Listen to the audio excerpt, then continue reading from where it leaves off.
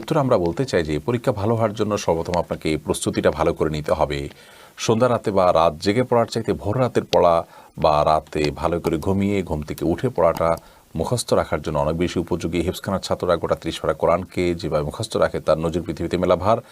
আর এর মূল রহস্য হলো তারা ভোর রাতে উঠে পড়ে এবং সন্ধ্যা রাতে তাড়াতাড়ি শুয়ে পড়ে, এবং এটা বৈজ্ঞানিকভাবেও আমাদের জন্য উপকারী বলে প্রমাণিত।